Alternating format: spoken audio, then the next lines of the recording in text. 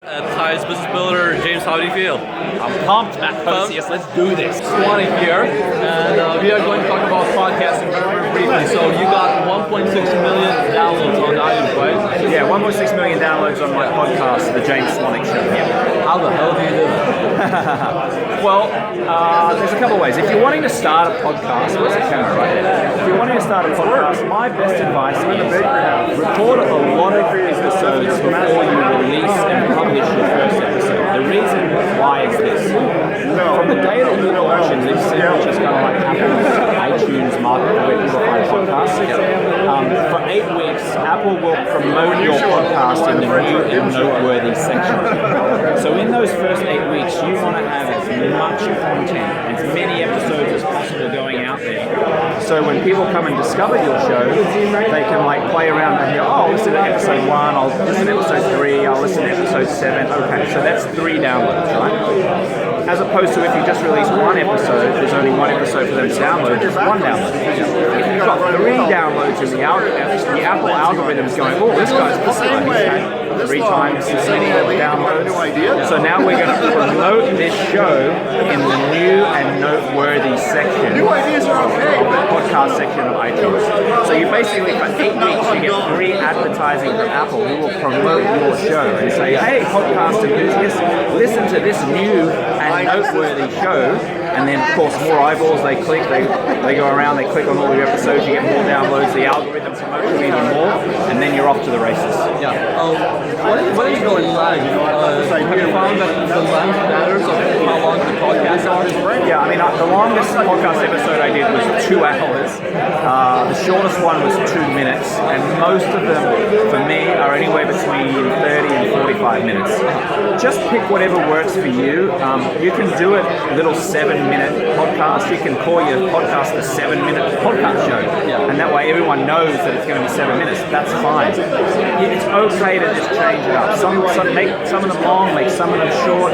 But whatever you do, release a lot of content all the time, because the more content you release, the more downloads there will be, and the more downloads there will be, the more Apple will promote you to get you more eyeballs.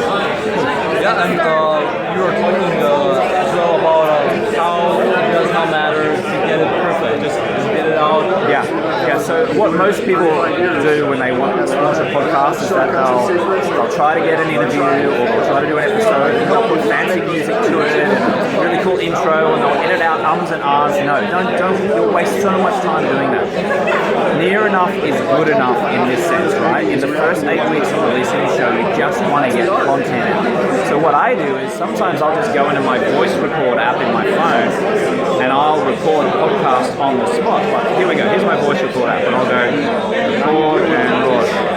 Alright, this is James Swanwick from The James Swanwick Show, coming to you from Sunset Boulevard. I'm here with Matt Pocius, who's interviewing me about how to build a podcast. And I'll hit stop. Now, if I play that back, there's background noise, there's people talking around us. But guess what? It doesn't matter because the microphone is perfect, the listener can hear me, the background noise creates good atmosphere, I can explain where we are. It does not have to be perfect. You must get content out and published and having people listen to it. Otherwise, you'll spend months, weeks wasting your time on the perfect intro and getting rid of ums and ahs. Don't worry about that. Near enough is good enough. How do you actually drive traffic from podcasts to your website or your product? Do you put links in there? So this is a great question, and I've experimented with a lot of things on my show, The James Swanwick Show. What I found did not work, or didn't work as well as what I'm about to reveal, was trying to get people to go to a URL. So I would say, hey, go to jamesswanwick.com, or go to 30daynoalcoholchallenge.com. And even if I gave away something for free, I'd say, hey, go to jamesswanwick.com/free books. Only a few people would do that, and I was getting frustrated. I'm like, why? Well, think about it. People are listening to their podcast most of the time on their cell phone, right? Yeah. They don't want to then go into Google. That's hard. It's hard, right? It's a pain in the ass.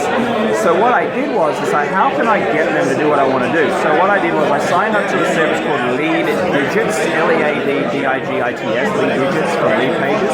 And now I'll do a text message call out. So I'll say, hey, anyone who's interested in about my blue blocking glass Swannies, just text the word Swannies to the number 44222. And I actually have it written on the back of my phone, my little call out, so I remember. So now, when I tell listeners, I say, hey, text the word Swannies, SWANNIES, to the number 44222. I will then send you a text message back. You want me to show you right now? I'll just show you. So we're going to do it here, right? So this is my phone, I'm going to text 44222, and I'm going to put in the word Swannies, SWA. So I'm writing in Swannies, and I'm sending it to the number 44222, and I hit send. So this is what's going to happen. Just watch here. 3, 2, 1. There you go. Bang. It sends a text message back saying, "Hi, this is James. Please reply now with your email address, and I'll email you the link to grab your pair of Swannies blue blockers." So now I'll type in my email address,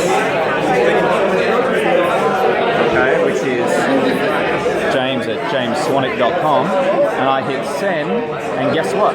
Now that person, in this case me, in this example, is now on my email list, and now I'm sending them an email with the information that they requested, and my conversions of getting people to do that go up dramatically because you're getting them to do stuff on their phone, because most people are listening on their phone. Yeah. Just a side note on that, Matt.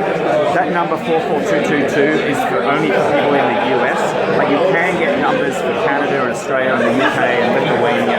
Like, there's specific numbers. But so if you're watching this and you're not in the US, that 44222 number won't work. Only in the US.